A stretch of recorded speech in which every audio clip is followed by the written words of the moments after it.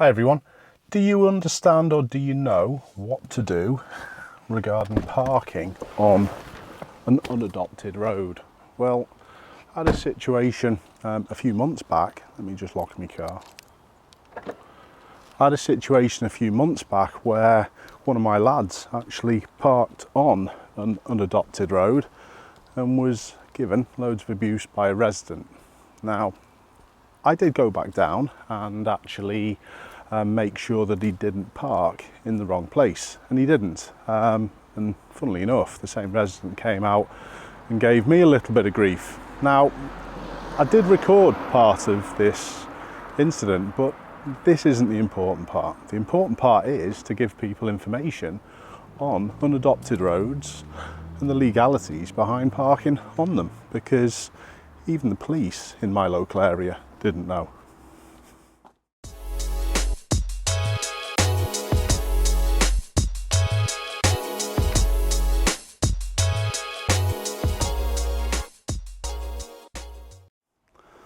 So this road round to my right hand side is unadopted.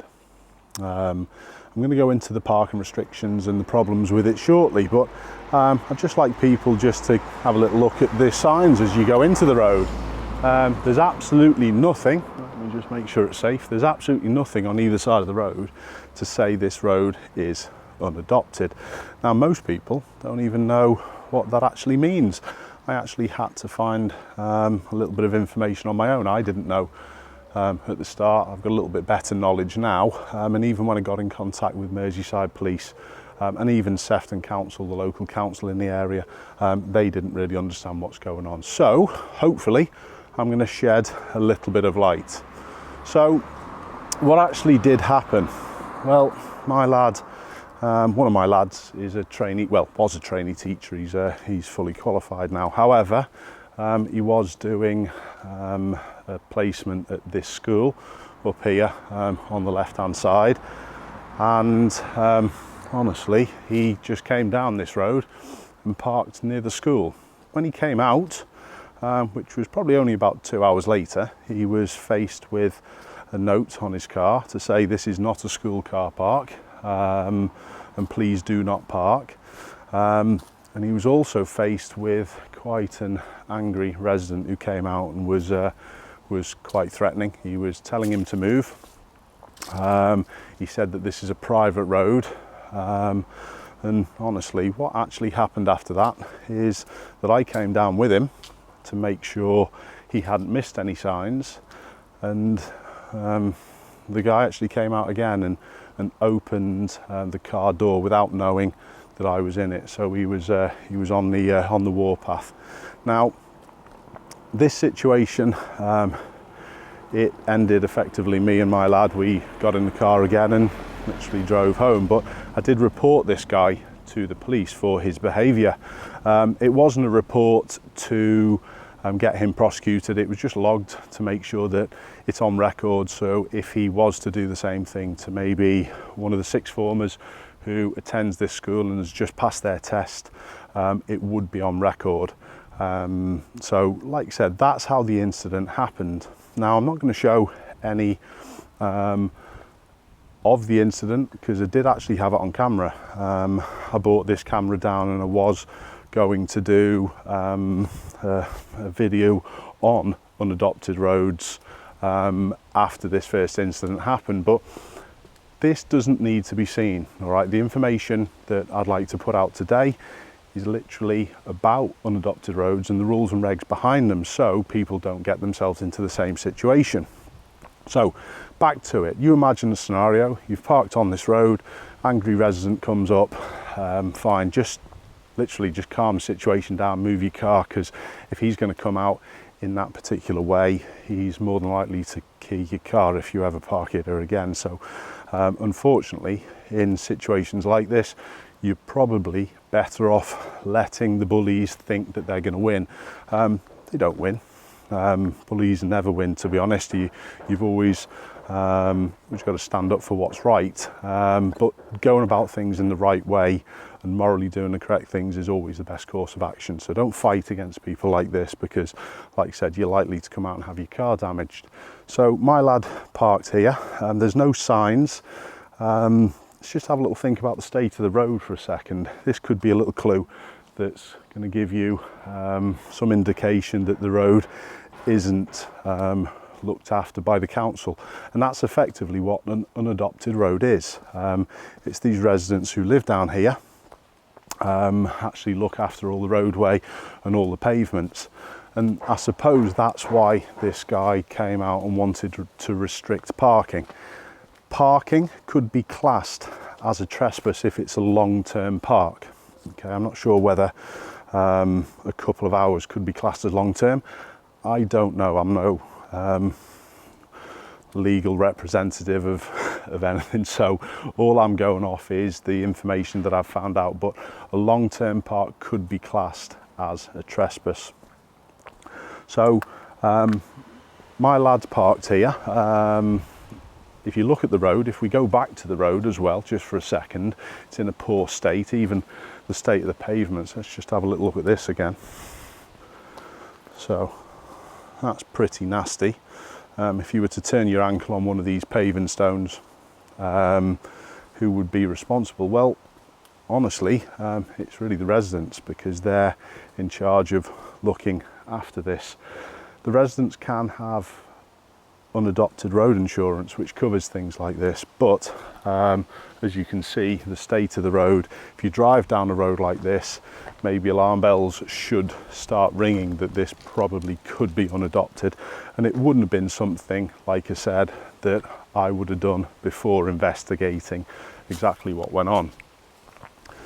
For me though, all the way as I walk down this road, you won't see any signs saying unadopted, parking restrictions, anything like that on this road, which for me is a little bit of a shame, that the residents would rather come out and have a go at someone rather than putting signs up to stop the incident happening in the first place.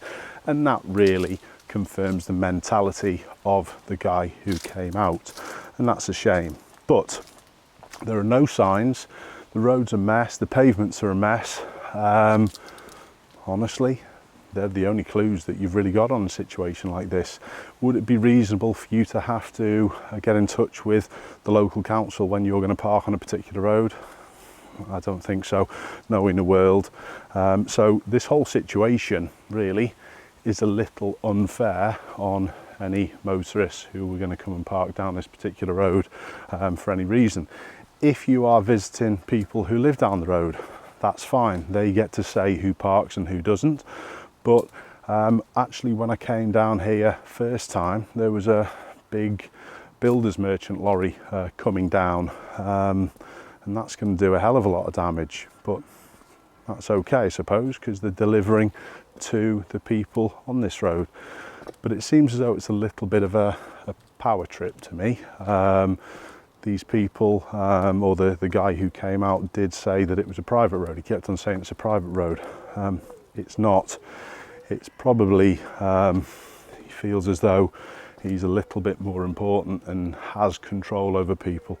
Now, just while we're walking down here, geez, look at the state of this. I wouldn't fancy driving my car down here. That would cause a fair bit of damage, that as well. That's quite a deep one. It's had a half-hearted attempt to be filled in, but it would cause damage. So the residents who live down here should really be responsible. If you were to drive down a road like this and damage your car, that could also mean that you take it civilly to a civil, it could turn into a civil matter. You could take it to court. There are legal references to this information that I've found, and I'll leave links in the description. Generally, there is no right to park on a private or unadopted road except by the owner of the road. In practice, parking may be permitted or tolerated by the owner, in which case there is a license to park, and in some cases the legal right may have been granted by the owner. Parking in a private or unadopted road without permission or a legal right to do so is trespassing and is a civil wrong for which redress can be obtained. The wrong is done to the owner of the road or, if different, the person in possession of it. That person can bring legal proceedings to obtain compensation.